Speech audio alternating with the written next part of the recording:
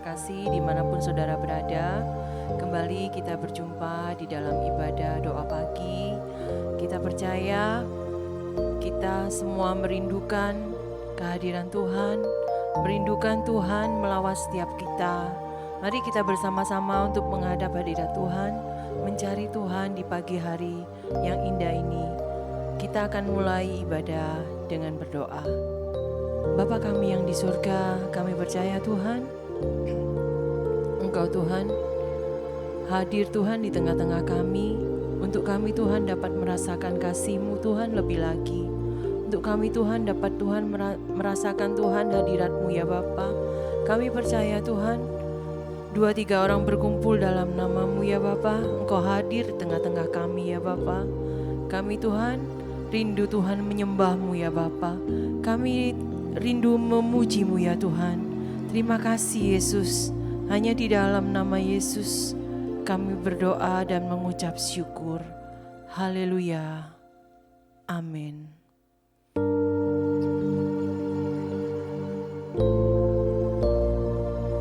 Biar lebih lagi kita dapat membuka hati kita, supaya Tuhan menjamah setiap kita. Glory Yesus Tuhan. Terima kasih Yesus.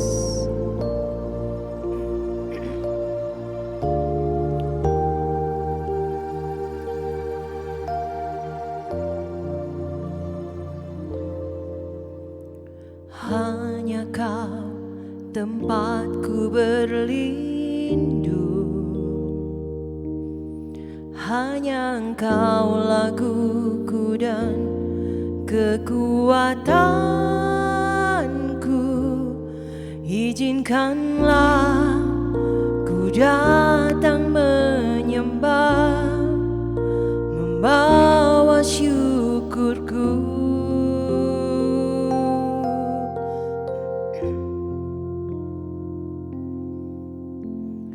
Hanya Kau tempatku berlindung,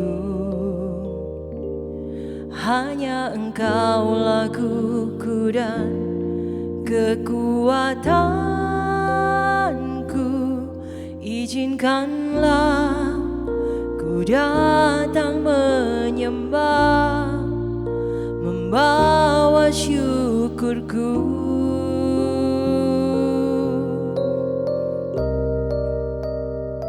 Sedalamnya hatiku Kau pun tahu, dan kasih-Mu tak jauh dalam jiwaku. Di dalam kesesakan, di dalam kemenangan, ku tahu Engkau selalu bersamaku.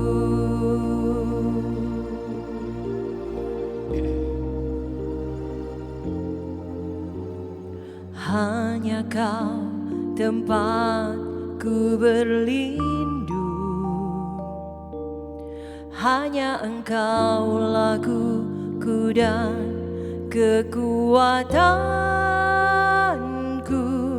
Izinkanlah ku datang menyembah, membawa syukurku.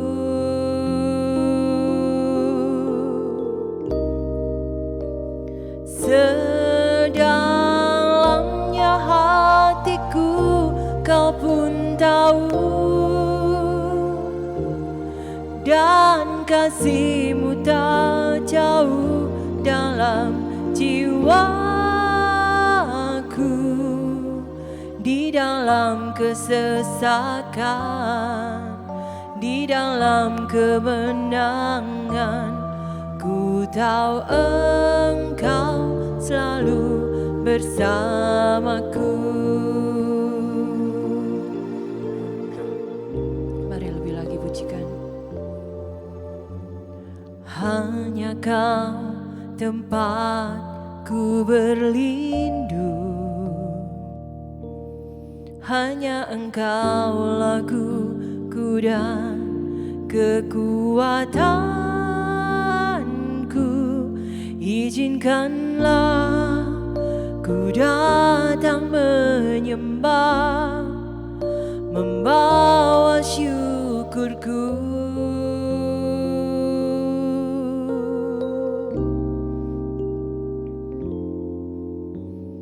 Hanya Kau tempatku berlindung, hanya Engkau laguku dan kekuatanku, izinkanlah ku datang menyembah, membawa syukurku.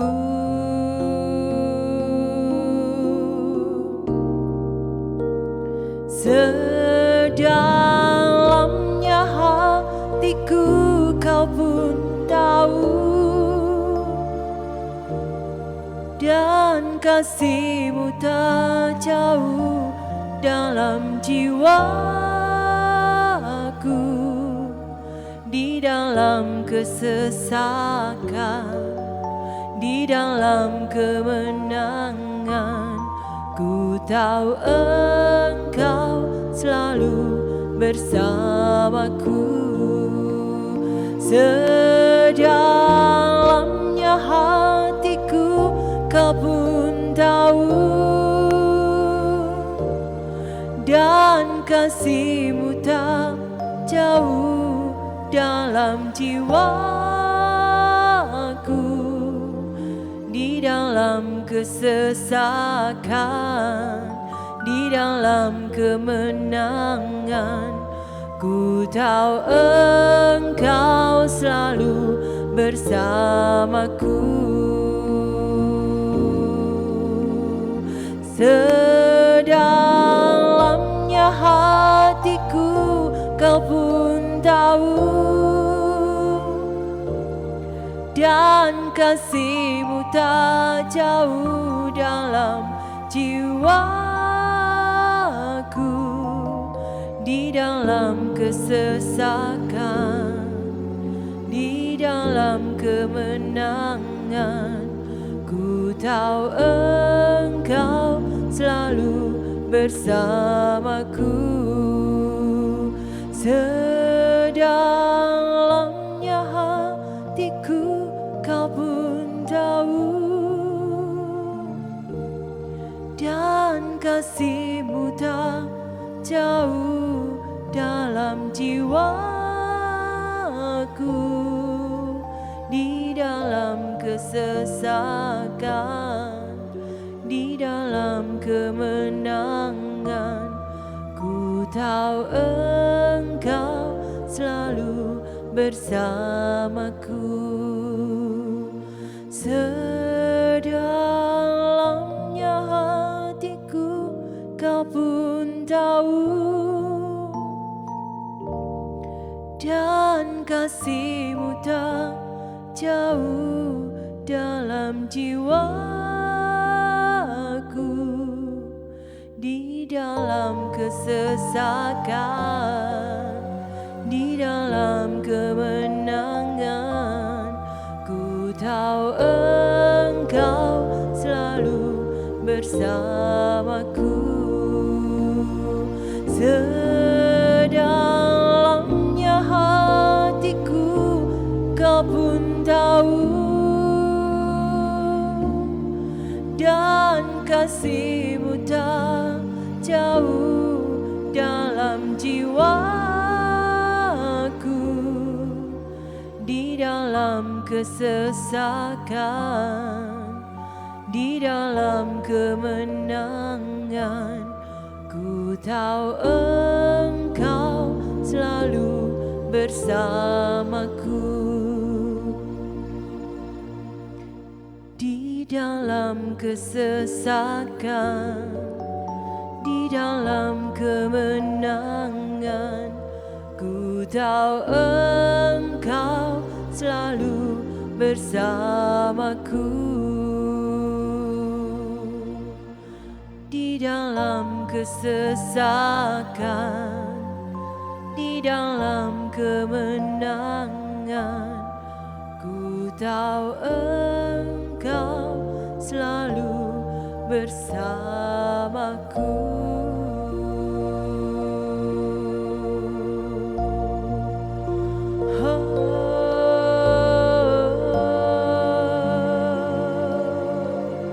Mari sembah Dia.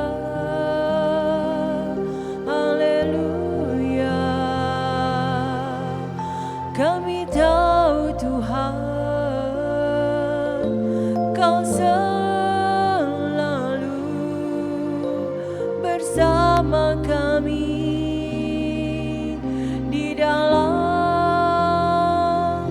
setiap hidup kami. Haleluya. Glory, glory. Haleluya.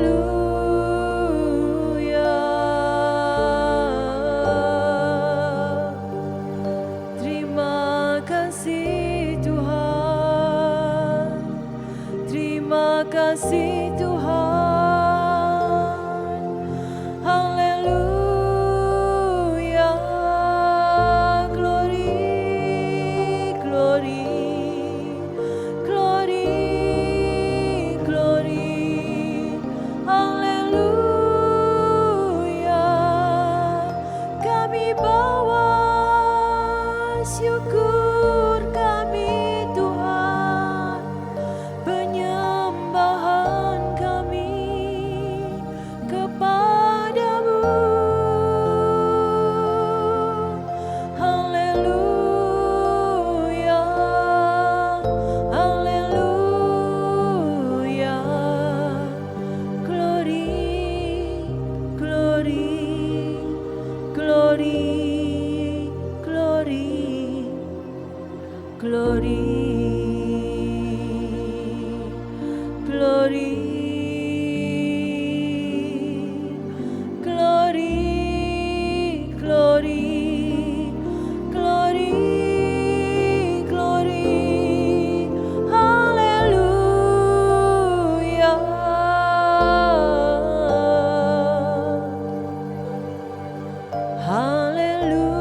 Haleluya. Haleluya. Haleluya.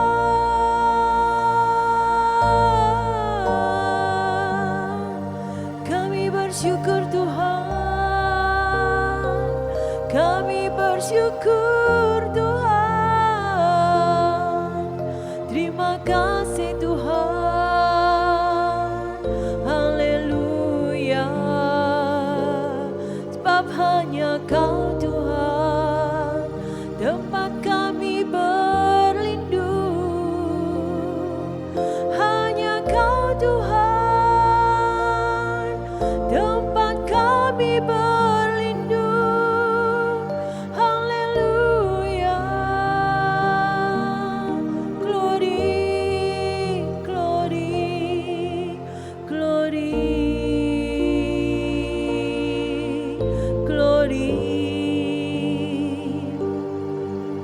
Haleluya. Haleluya. Glory, glory, glory.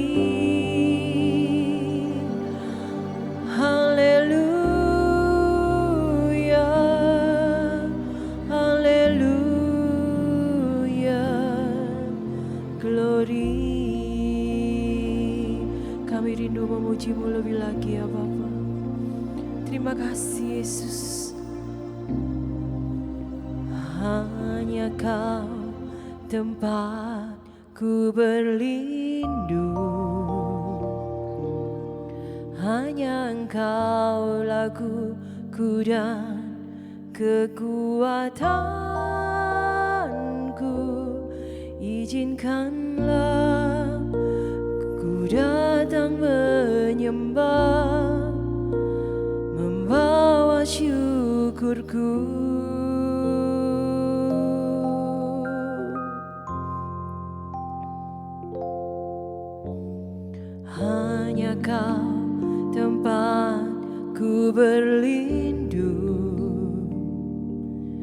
hanya Engkaulah lakuku dan kekuatanku.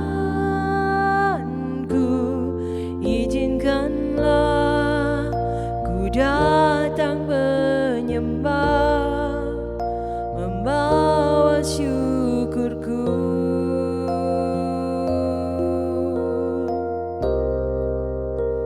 Sedalamnya hatiku Kau pun tahu,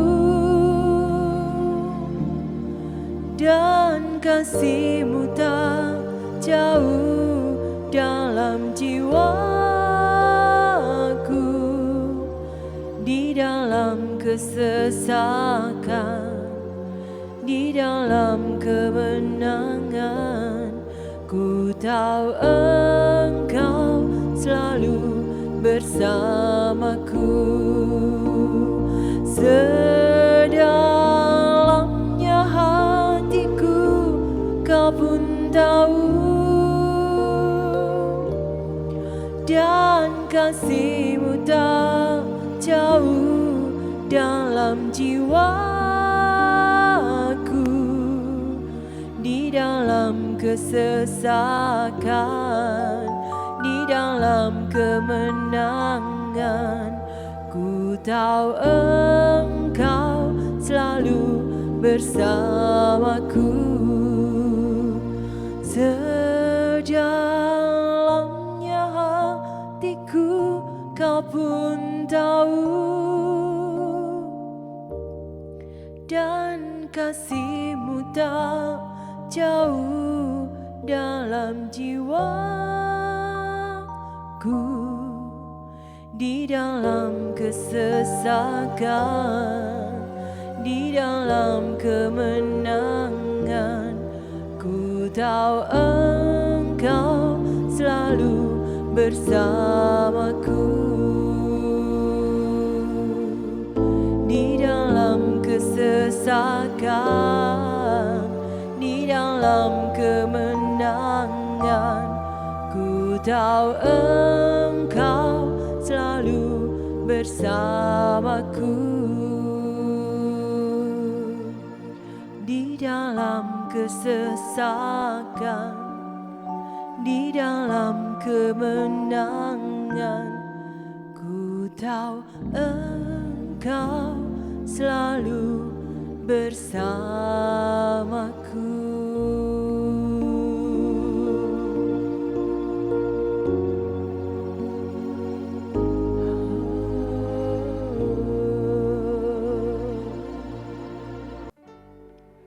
Terima kasih Tuhan, sungguh kami bersyukur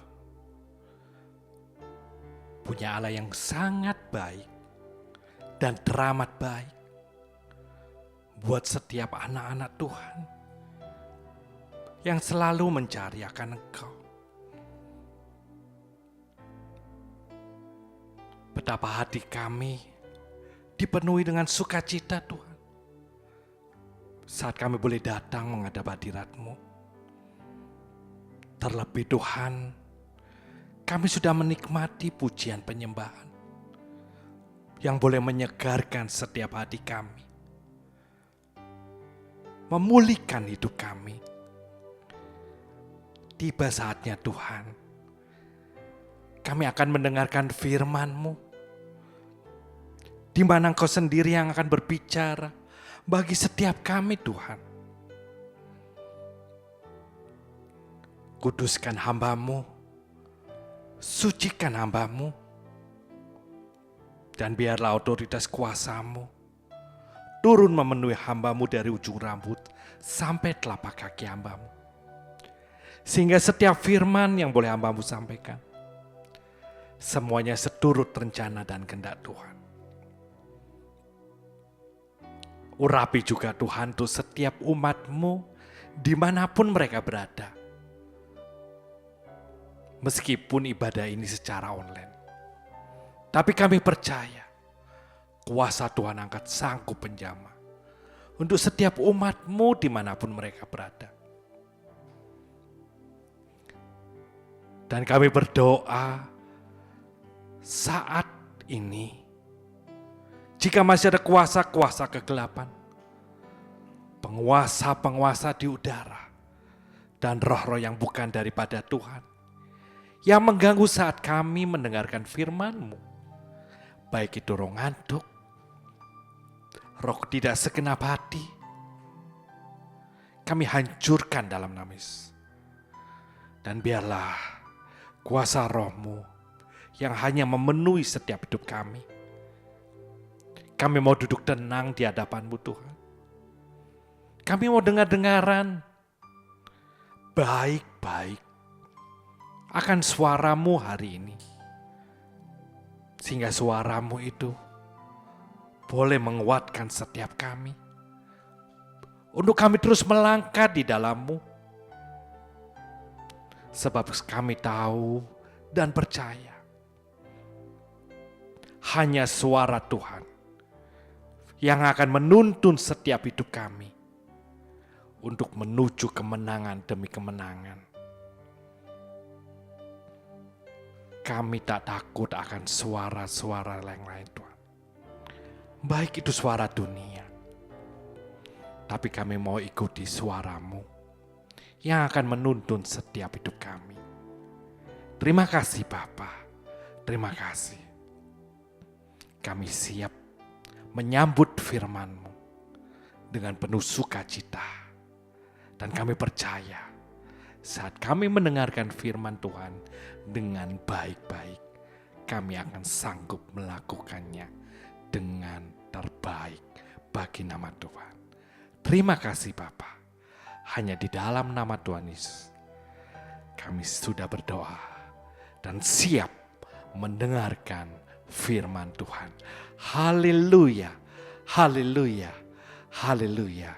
Semua sobat terkasih dimanapun kau berada, yang siap mendengarkan firman Tuhan, bersama-sama katakan, amin. Shalom, puji nama Tuhan buat sobat-sobat terkasih dimanapun kau berada. Tanpa terasa 2025 sudah kita masuki. Berapa hari yang lalu mungkin kita masih di tahun 2024. Tetapi hari-hari ini tanpa kita sadari kita sudah masuk di 2025 di bulan Januari. Saya terlalu yakin dan percaya. Setiap sobat terkasih punya harapan-harapan yang terindah agar di tahun 2025 itu jauh lebih baik daripada tahun-tahun sebelumnya. Baik 2024, 2023 atau yang sebelumnya. Saya terlalu percaya harapan-harapan itu akan bisa terjadi hanya satu, jika kita tetap memandang Tuhan Yesus Kristus. Bapak Ibu yang terkasih, sobat terkasih dimanapun kau berada. Hidup adalah sebuah perjalanan. Sebuah perjalanan yang tidak bisa kembali. Mungkin kau punya pengalaman-pengalaman yang sangat menyenangkan di tahun-tahun sebelumnya. Ataupun ada peristiwa-peristiwa yang sangat membutuhkan dan mengeluarkan air mata yang kau alami. Engkau mungkin berkata, Tuhan, aku mau di tahun 2024 yang menurut Bapak Ibu yang dikasih Tuhan, itu tahun yang menyenangkan. Ataupun kau berkata, aku mau seperti 2023 Tuhan.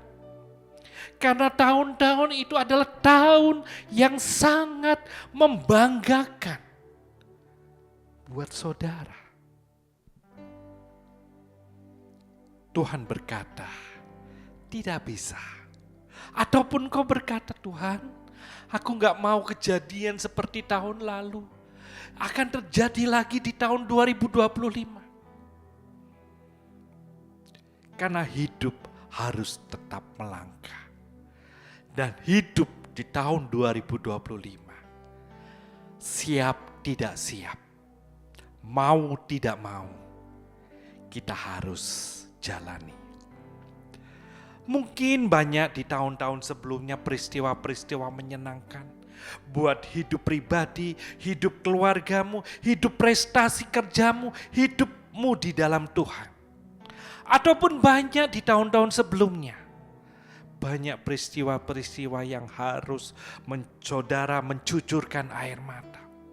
Karena begitu pilunya, begitu sedihnya, dan begitu sangat membutuhkan yang namanya pertolongan Tuhan.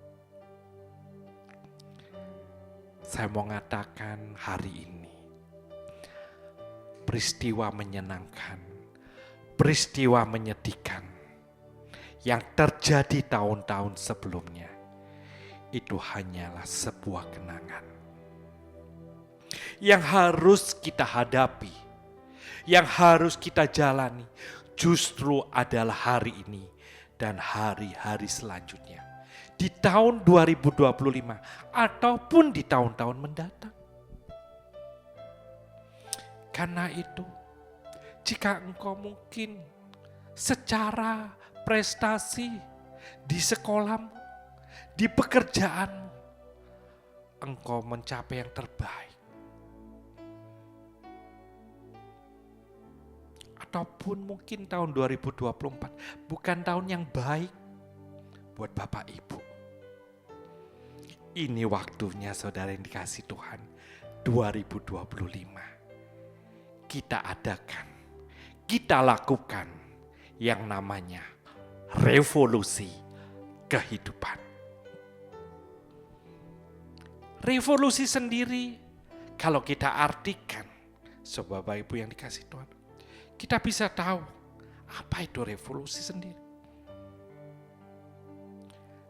Sebuah perubahan yang berlangsung secara cepat dan menyangkut dasar atau pokok-pokok kehidupan.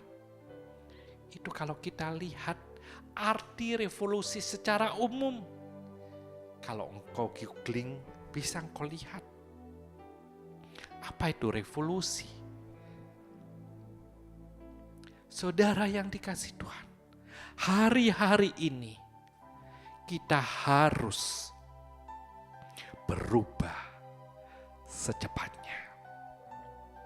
Mungkin kita hari-hari yang kemarin, kita sudah di dalam Tuhan sudah baik, melayani dengan sungguh. Tapi firman Tuhan berkata mengingatkan setiap kita. Di dalam 1 Tesalonika pasal 4 ayat 1 berbunyi demikian saudara. Akhirnya saudara-saudara, kami minta dan nasihatkan kamu dalam Tuhan Yesus. Kamu telah mendengar dari kami bagaimana kamu harus hidup supaya berkenan kepada Allah. Hal itu memang telah kamu turuti. Tetapi baiklah kamu melakukannya lebih bersungguh-sungguh lagi. Pesan firman Tuhan di dalam 1 Tesalonika 4 ayat 1. Kita mungkin sudah baik. Kita sudah melayani dengan sungguh. Tapi firman Tuhan hari ini mengingatkan saudara dan saya. Baiklah kita lakukan lebih bersungguh-sungguh lagi. Dan itulah yang harus kita lakukan di tahun 2025 awal ini. Revolusi kehidupan. Karena kita tidak bisa kembali di masa lalu. Apalagi kalau itu sudah terjadi. Jika itu sudah terjadi, saudara yang dikasih Tuhan, saya terlalu percaya. Engkau gak perlu menangis. Engkau mungkin gak perlu tertawa lagi. Yang lalu biarlah berlalu. Yang penting hari ini dan selanjutnya. Seperti nanti kita akan baca suatu kisah yang kita mungkin sudah pernah membaca atau kita pernah mendengarkan. Tapi hari ini, biarlah ini juga menjadi peringatan buat saudara dan saya. Bagaimana kita harus hidup di dalam Tuhan. Yaitu melakukan revolusi kehidupan. Kita akan baca di dalam Lukas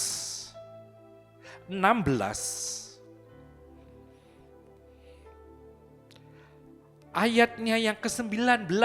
Saudara baca, bisa buka dulu. Lukas 16 ayat yang ke-16. Sudah ketemu? Perikop di sini adalah tentang orang kaya dan Lazarus yang miskin. Kita akan pelajari apa dan kenapa Tuhan ingin kita belajar tentang hal ini. Supaya kita tidak mengulangi kejadian yang bodoh di ayat ini. Saya akan bacakan mulai ayat 19. Orang kaya dan Lazarus yang miskin. Ada seorang kaya yang selalu berpakaian jubah ungu dan kain halus. Dan setiap hari ia bersukaria dalam kemewahan. Garis bawahi setiap hari, saudara. Jadi dikisahkan di ayat 19 ini, ayat pertamanya dibuka, ada seorang kaya. Pada zaman dahulu, seorang kaya itu akan selalu identik dengan yang namanya pakaian berwarna ungu, yaitu jubah ungu, karena itu melambangkan orang tersebut orang yang kaya. Ada seorang kaya yang selalu berpakaian jubah ungu dan kain halus, dan setiap hari ia bersukaria dalam kemewahan. Artinya setiap hari hidupnya hanya untuk kesenangan-kesenangan duniawi. Ayat 20-an, dan ada seorang pengemis bernama Lazarus. Jadi pengemis ini namanya Lazarus. Badannya penuh dengan borok, berbaring dekat pintu rumah orang kaya itu. Jadi dikasahkan ada orang kaya, ada seorang pengemis. Dan kebetulan pengemis ini berbaring dekat pintu rumah orang kaya itu. Kisahnya demikian. Pengemis itu bernama Lazarus. Selanjutnya 21. Dan ingin menghilangkan laparnya, artinya Lazarus karena lapar, dengan apa yang jatuh dari meja orang kaya itu. Malahan anjing-anjing datang dan menjilat boroknya. Karena lapar, datanglah Lazarus ke rumah orang kaya itu. Pastinya tentunya gak akan berani ngambil makanan yang di atas meja, Bapak Ibu. Makanya dikisahkan ini adalah makanan yang jatuh dari meja tuannya. Tetapi apa yang terjadi? Justru anjing-anjing tuan yang kaya itu datang menjilati boroknya. 22 kemudian, dan inilah kisahnya selanjutnya. Kemudian matilah orang miskin itu, lalu dibawa oleh malaikat-malaikat ke pangkuan Abraham. Jadi Lazarus meninggal, mati, dan oleh malaikat-malaikat itu dibawa ke pangkuan Abraham. 23. Orang kaya itu juga mati. Jadi dikisahkan Lazarus meninggal duluan. Kemudian 23. Orang kaya itu juga mati, lalu dikubur. Jelas ya saudara? Dan sementara ia menderita sengsara di alam maut, ia memandang ke atas.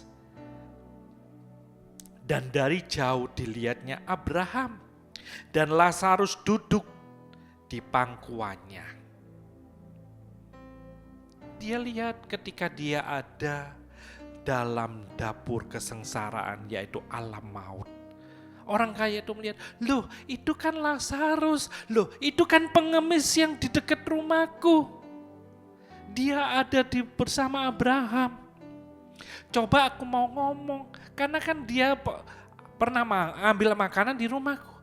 Pastinya dia kenal sama aku. Itu maunya dan keinginannya orang kaya tersebut. Dikisahkan di ayat 23 ini. Makanya dia coba. karena dia menderita, katakan ya, dan sementara ia menderita sengsara di alam maut. Artinya orang kaya ini mati dan masuk neraka. 24 dikatakan, lalu ia, kan karena keinginan, itu kan Lazarus, cobalah, mungkin dia bisa membantu aku. Lalu ia berseru, katanya, Bapak Abraham, kasihanilah aku. Suruhlah Lazarus supaya ia mencelupkan ujung jarinya ke dalam air dan menyejukkan lidahku. Sebab, kenapa orang kaya ini minta seperti itu? Sebab aku sangat kesakitan dalam nyala api ini. Ingat saudara yang dikasih Tuhan, kita diperingatkan selalu oleh hamba Tuhan melalui suara Tuhan sendiri di firman Tuhan. Ayo, mari, biarlah kita setiap anak-anak Tuhan hidup lebih bersungguh-sungguh di dalam Tuhan. Karena kita nggak tahu waktu kita, hari kita harus kembali ke pangkuan Bapa di surga. Ya kalau iman kita sedang di atas, kita akan masuk surga. Kalau sedang dalam keadaan di bawah, kadang saat kita mungkin murtad. Jangan sampai itu terjadi seperti orang kaya ini. Kenapa? Ia minta, suruhlah Lazarus supaya ia mencelupkan ujung jari. Jadi artinya dia ingin setitik, setetes air.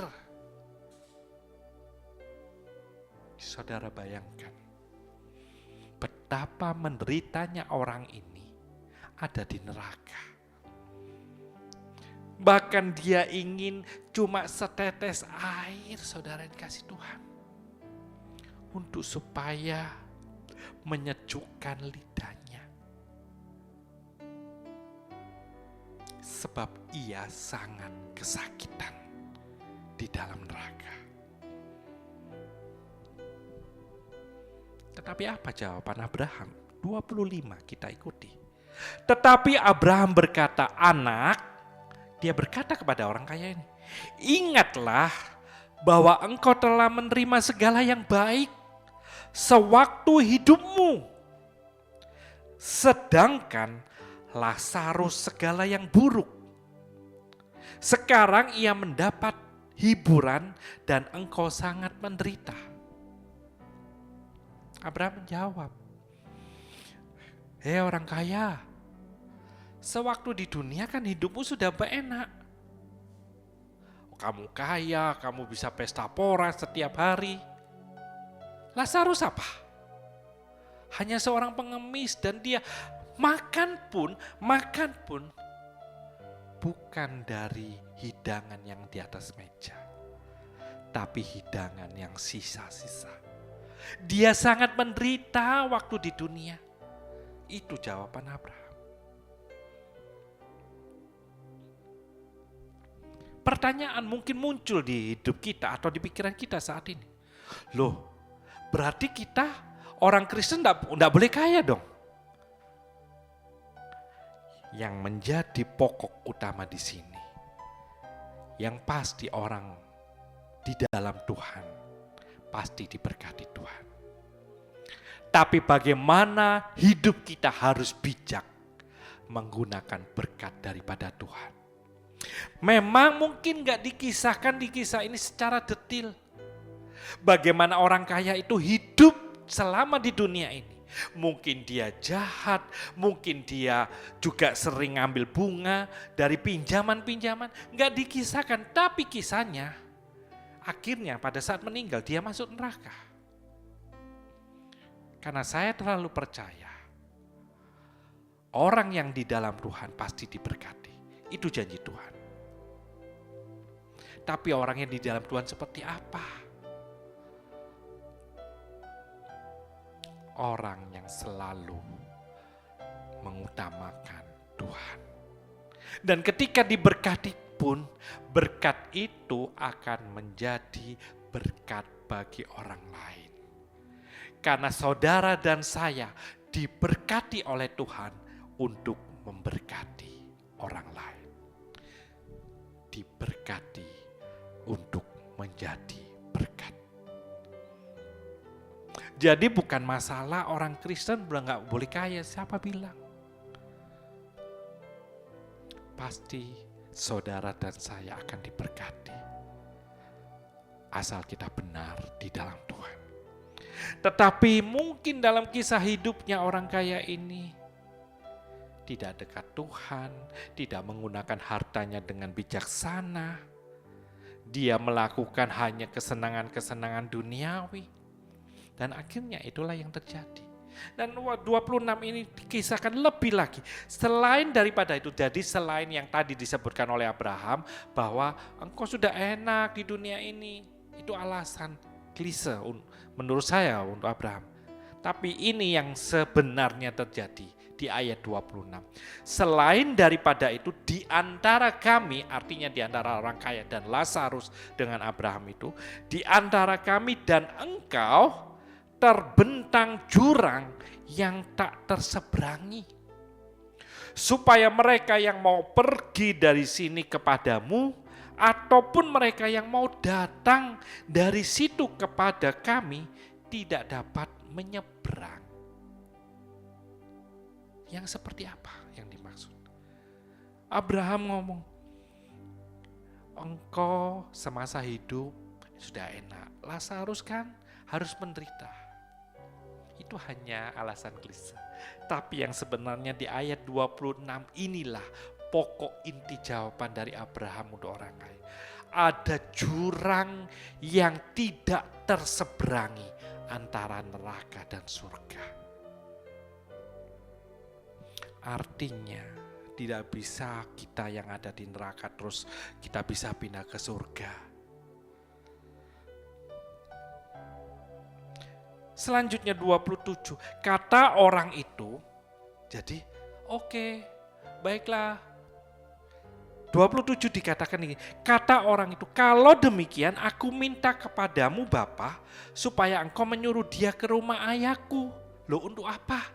28 selanjutnya, sebab masih ada 5 orang saudaraku, supaya ia memperingati mereka dengan sungguh-sungguh, agar mereka jangan masuk kelak ke dalam tempat penderitaan ini. Baiklah Bapak Abraham, karena aku sudah terlanjur dan tidak bisa mendapatkan apa yang aku minta. Aku minta kepadamu, itu yang dimaksud di ayat 27 dan 28. Aku masih ada 5 saudara, Bapak Abraham, tolong sadarkan mereka untuk mereka lebih sungguh-sungguh di dalam Tuhan, agar mereka tidak terjadi seperti yang aku alami. Bapak Ibu yang dikasihi Tuhan, kita bertanggung jawab atas hidup pribadi masing-masing. Kita memang bisa mungkin memperingatkan saudara kita, teman kita untuk membawa dekat kepada Tuhan. Tapi keputusannya untuk mereka bisa dan mau untuk dekat kepada Tuhan adalah urusan pribadi masing-masing. Dan jawaban Abraham seperti ini ayat 29. Tetapi kata Abraham, ada pada mereka kesaksian Musa. Jadi, jangan khawatir. Mereka kan sudah dengar kesaksian Musa dan para nabi. Baiklah mereka mendengarkan kesaksian itu, artinya, orang kaya, kamu tidak perlu susah-susah seperti itu. Aku sudah menyiapkan kesaksian-kesaksian hidup orang-orang yang dipakai Tuhan di dalam firman Tuhan ini. Yaitu Musa dan para nabi, bagaimana mereka hidup ketika hidup di dalam dunia. Sehingga akhirnya mereka boleh menikmati apa yang mereka perjuangkan. Jadi kamu gak perlu khawatir. 30. Jawab orang itu, tidak Bapak Abraham, tetapi jika ada seorang yang datang dari antara orang mati kepada mereka, mereka akan bertobat. Bukan gitu maksudnya Bapak. Maksud saya kalau ada orang yang datang dari orang mati, dari tempat dunia orang mati, mereka akan bertobat. Mereka atau orang kaya ini memberikan jawaban atau memberikan, enggak Bapak. Mereka itu gak percaya seperti itu, gak percaya Alkitab, gak percaya firman Tuhan. Tapi kalau ada dari dunia orang mati, mereka pasti akan bertobat. Tetapi jawaban Abraham di ayat selanjutnya, 31, kata Abraham kepadanya, jika mereka tidak mendengarkan kesaksian Musa dan para nabi, mereka tidak juga akan mau diyakinkan, sekalipun oleh seorang yang bangkit dari antara orang mati. Jadi saudara yang dikasih Tuhan, jika kita tidak percaya akan Alkitab, jika kita tidak percaya akan kehidupan para nabi, para hamba Tuhan yang dipakai di dalam Alkitab ini, bagaimana mereka memperjuangkan hidupnya, bagaimana mereka memperjuangkan imannya di dalam Tuhan. Bahkan dari dunia orang mati pun, jika ada orang yang mengabarkan kabar keselamatan, mereka juga tidak akan percaya. Karena itu Bapak Ibu yang dikasih Tuhan, saudara-saudaraku, seperti kisah ini adalah seorang kaya. Kita sudah baca di ayat 19 sampai 31. Orang kaya ini diizinkan Tuhan mendapat berkat yang luar biasa. Tetapi dia tidak dengan bijak melaksanakan apa yang menjadi amanat Tuhan dengan berkat itu. Dia menghambur-hamburkan uangnya, hidup dalam kemewahan, hidup tidak dalam rencana Tuhan, dan akhirnya apa? Dia harus menderita dalam aniaya besar, yaitu neraka. Seandainya orang kaya itu bisa bijak dengan apa yang sudah diterima daripada Tuhan, pastinya juga bukan tempatnya di neraka. Pasti dia juga pasti ada di surga. Seperti ada juga kisah yang lain. Meskipun diberkati Tuhan, dipakai Tuhan menjadi seorang raja, tapi hidupnya tetap mencerminkan dan membanggakan nama Tuhan. Sampai Yesus pun disebut keturunan Daud. Kenapa sih Daud? Daud bukannya juga berdosa? Setuju. Daud bukankah juga melakukan hal yang jahat? Setuju. Tapi Daud ketika ditegur oleh Nabi Nathan, dia langsung menyesal. Dia bertobat. Firman Tuhan berkata, sadar dan bertobatlah, maka dosamu akan diampuni. Jadi hidup Daud, hidup diberkati. Hidup menjadi seorang raja besar pada saat itu. Tetapi dia tidak mempergunakan dengan yang salah. Dan akhirnya dia boleh menikmati apa yang di bumi, juga yang di surga. Saya terlalu yakin dan percaya. Kenapa sih dengan Daud kok bisa seperti itu meskipun diberkati? Kita akan baca.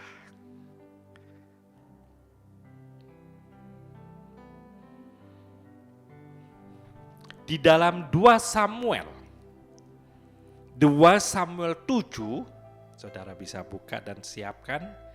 2 Samuel 7 mulai di ayat 18, saudara. Kita tidak baca semua, cuma saya mau ambil cuplik ayatnya supaya Bapak Ibu yang dikasih Tuhan, saudara-saudaraku dimanapun kau berada, bisa mengerti bahwa anak Tuhan yang dekat dengan Tuhan, yang berkenan di hadapan Tuhan, juga pasti diberkati. Perikop di situ adalah doa syukur Daud, ya. Kita baca bersama saudara yang dikasih Tuhan. Lalu masuklah Raja Daud. Masuk kemana saudara? Masuk kamar. Raja Daud ke dalam. Lalu masuklah Raja Daud ke dalam, maksudnya ke dalam kamar. Kemudian duduklah ia di hadapan Tuhan. Dia duduk untuk berdoa, untuk memuji dan memuliakan nama Tuhan. Di hadapan Tuhan sambil berkata, siapakah aku ini ya Tuhan Allah, dan siapakah keluargaku sehingga Engkau membawa aku sampai sedemikian ini. Saya ulangi. Lalu masuklah Raja Daud ke dalam. Kemudian duduklah ia di hadapan Tuhan sambil berkata, siapakah aku ini ya Tuhan Allah, dan siapakah keluargaku sehingga Engkau membawa aku sampai sedemikian ini. Daud tetap rendah hati meskipun dia raja yang diurapi Tuhan, raja yang diberkati Tuhan.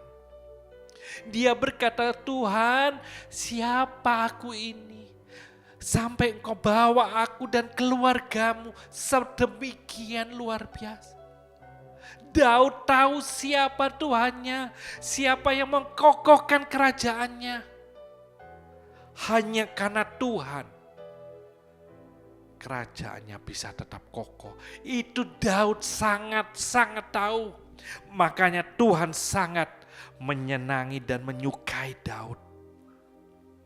Jadi meskipun Daud hidup pernah melakukan dosa,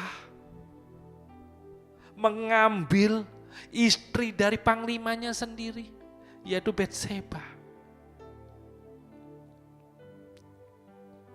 yang menurut mungkin pikiran kita secara manusia adalah dosa yang besar, tapi tidak bagi Tuhan. Karena Daud begitu ditegur oleh Nabi Nathan, dia menangis dan bertobat. Sehingga dia tahu apa yang harus diperlakukan Tuhan atas hidupnya. Bagaimana Daud memperlakukan Tuhan itu Daud tahu. Semuanya yang didapat itu semuanya daripada Tuhan. Makanya dia berkata di ayat 18 ini, siapakah aku ini ya Tuhan Allah, dan siapakah keluargaku sehingga Engkau membawa aku sampai sedemikian ini. Saudara yang dikasih Tuhan, beda dengan orang kaya tadi. Dia kaya diberkati Tuhan tapi tidak mengucap syukur selalu kepada Tuhan. Dia menggunakan kekayaan untuk hidup dalam yang tidak berkenan kepada Tuhan. Beda dengan seorang Daud. Meskipun diberkati Tuhan, meskipun diangkat oleh Tuhan sedemikian tinggi, Daud bisa tahu dan meyakini semuanya oleh karena Tuhan. Karena itu Bapak Ibu yang dikasih Tuhan, untuk kita bisa tetap survive baik di dunia ini dan mendapatkan hasil sampai kita masuk ke tanah perhentian. Hiduplah kita seperti yang Daud lakukan. Ayat selanjutnya, apa yang dikatakan Daud ke dalam doanya? 19, dan hal ini masih kurang di matamu ya Tuhan Allah. Sebab itu Engkau telah berfirman juga tentang keluarga hambamu ini dalam masa yang masih jauh, dan telah memperlihatkan kepadaku serentetan manusia yang akan datang ya Tuhan. Jadi Daud tahu Tuhan kan berjanji.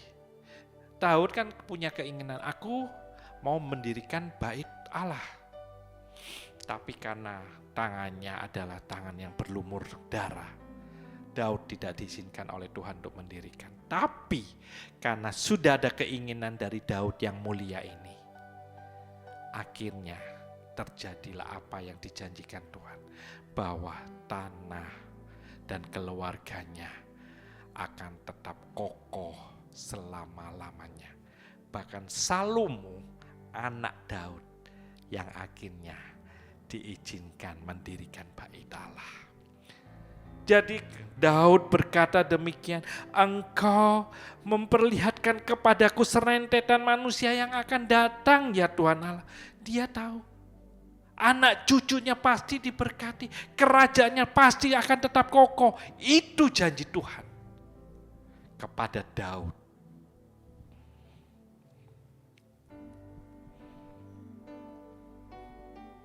Jika saudara dan saya bisa hidup menurut kehendak Tuhan, saya yakin percaya, bukan hanya di muka bumi ini engkau diberkati, saudara dan saya akan menjadi berkat.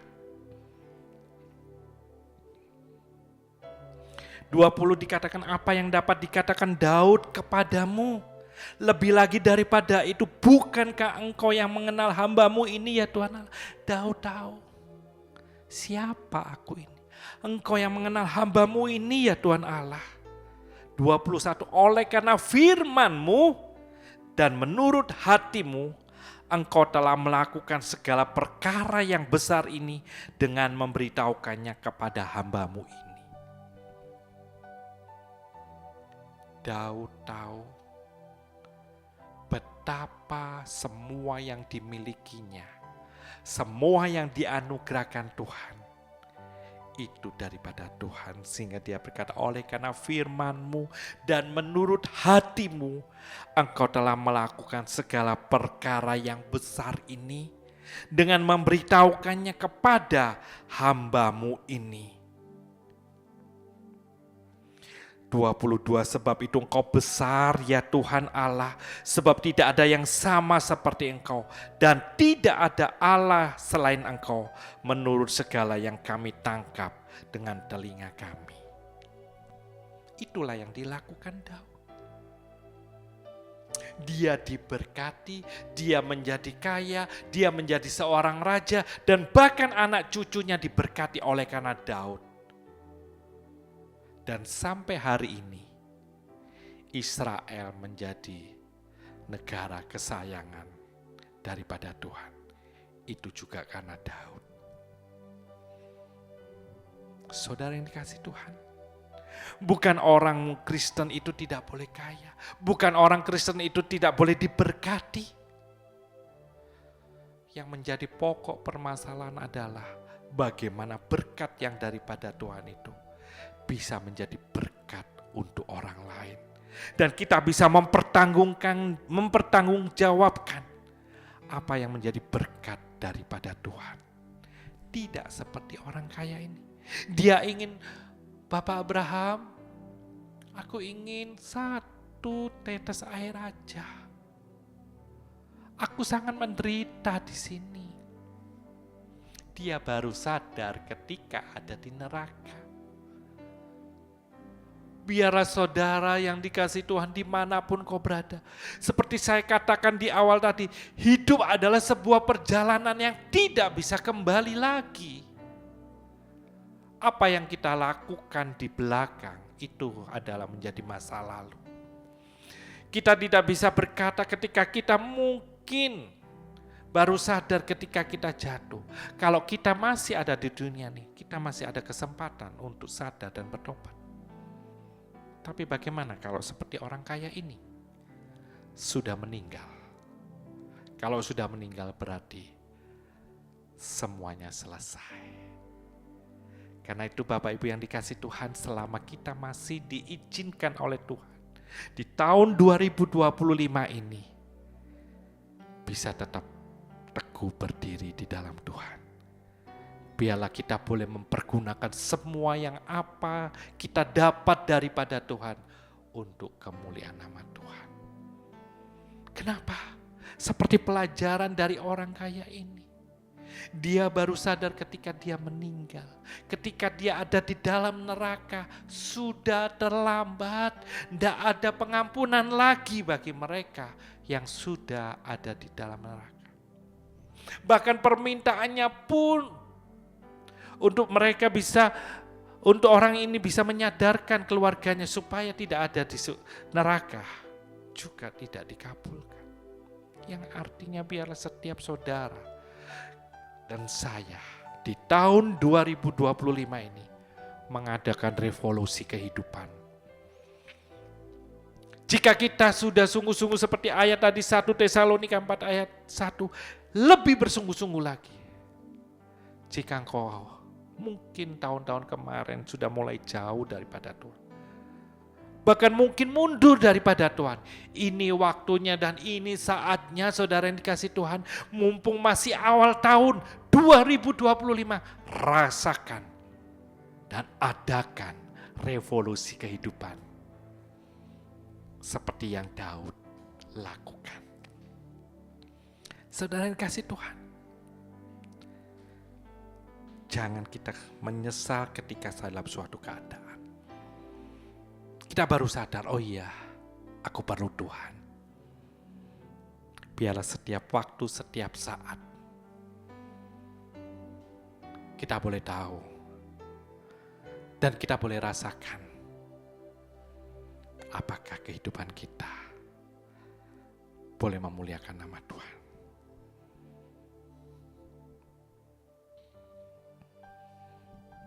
Karena itu firman Tuhan ada berkata di dalam Lukas 18 ayat 25, sebab lebih mudah seekor unta masuk melalui lubang jarum daripada seorang kaya masuk ke dalam kerajaan Allah. Sebuah perumpamaan yang harus mencelikkan mata hati kita dan telinga rohani kita.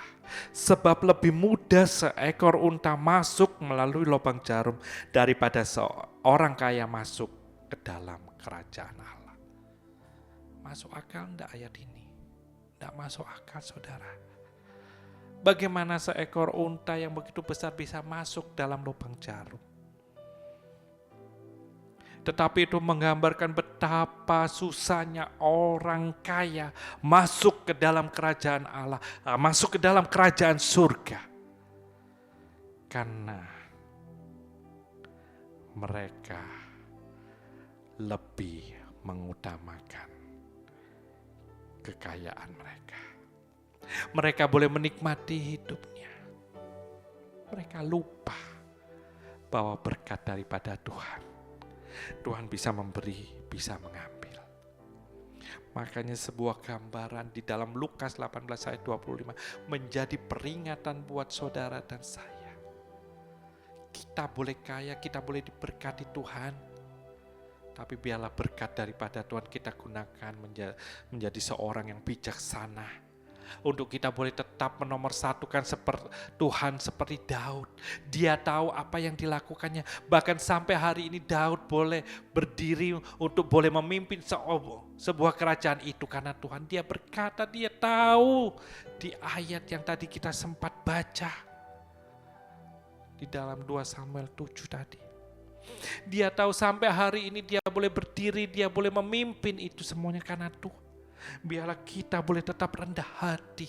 Kita boleh tetap meninggikan nama Tuhan. Kita boleh tahu apa yang kita terima itu semuanya daripada Tuhan. Sehingga ketika Tuhan melihat dari atas, Tuhan tambah-tambahkan berkat itu buat saudara dan saya.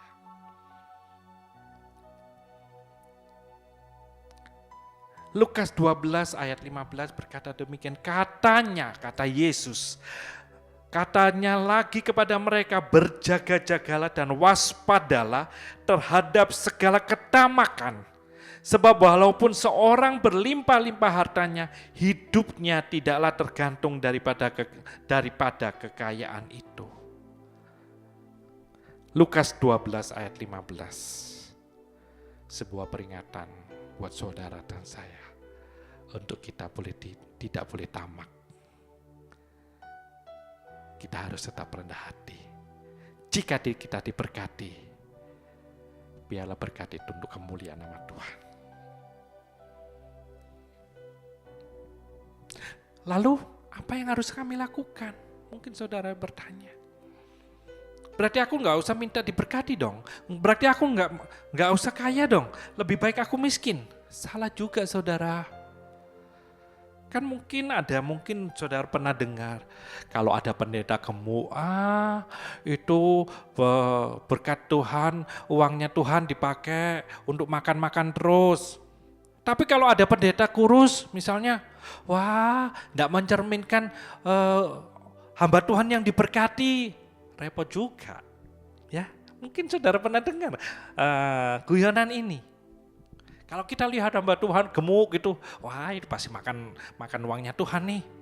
Tapi begitu kita lihat hamba Tuhan kurus, aduh, nama Tuhan kok nggak dipermuliakan ya? Nggak usah dengar apa yang dikatakan manusia.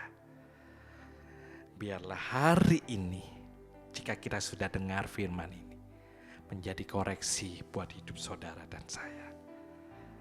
Untuk kita melakukan revolusi kehidupan. Sebab ada janji Tuhan yang sangat manis buat saudara dan saya yang sudah melakukan apa yang diingini Tuhan. Yesaya 41 ayat 10. Ayat terakhir yang menjadi kekuatan buat saudara dan saya. Yesaya 41 ayat 10. Saya tunggu untuk saudara bisa menemukan ayat ini. Dan kita baca, kita ikrarkan dengan keras sehingga kita dengarkan dengan telinga jasmani kita dan telinga rohani kita. Yesaya 41 ayat 10. Firman Tuhan berbunyi demikian. Janganlah takut, sebab aku menyertai engkau. Janganlah bimbang, sebab aku ini Allahmu. Aku akan meneguhkan, bahkan akan menolong engkau. Aku akan memegang engkau dengan tangan kananku yang membawa kemenangan. Sekali lagi saya akan baca untuk Bapak Ibu yang dikasihi Tuhan. Yesaya 41 ayat 10, firman Tuhan berbunyi demikian. Janganlah takut, sebab aku menyertai engkau. Janganlah bimbang, sebab aku ini Allahmu. Aku akan meneguhkan, bahkan akan menolong engkau. Dengar baik-baik terakhir. Aku akan memegang engkau dengan tangan kananku yang membawa kemenangan. Amin. Mari kita berdoa. Puji nama Tuhan. Terima kasih Tuhan buat firman-Mu hari ini. Firman yang boleh kami dengarkan baik-baik. Revolusi kehidupan di tahun 2025. Kami tahu dan percaya Tuhan, apapun yang terjadi dalam hidup setiap kami, itu Tuhan punya rencana. Dan biarlah setiap kami Tuhan, rencana yang Tuhan sudah sediakan, akan kami laksanakan untuk kami boleh berdiri teguh di dalam Tuhan. Sebab Engkau berjanji Tuhan, untuk kami jangan takut, sebab Tuhan menyertai kami. Jangan bimbang, sebab Tuhan itu Allah. Tuhan akan meneguhkan, bahkan akan menolong saudara dan saya. Tuhan akan memegang saudara dan saya dengan tangan kanannya yang selalu membawa kemenangan. Kami percaya Tuhan, firman-Mu adalah ya dan amin. Dan ini saatnya Tuhan, kami akan melihat 2025 dengan tangan yang selalu berpegang kepadamu, yang akan membawa kemenangan demi kemenangan. Kami percaya di tengah ketidakpastian di tahun 2025, kami punya Tuhan yang pasti, yang akan membawa setiap kami melihat kemenangan demi kemenangan, kemuliaan demi kemuliaan. Terima kasih Bapa, terima kasih. Hanya di dalam nama Tuhan Yesus kami sudah berdoa dan siap melakukan firman ini dengan terbaik bagi Tuhan. Haleluya, haleluya, haleluya. Semua sobat terkasih yang sudah mendengarkan firman Tuhan dan siap melaksanakannya, bersama-sama katakan amin. Tuhan Yesus memberkati.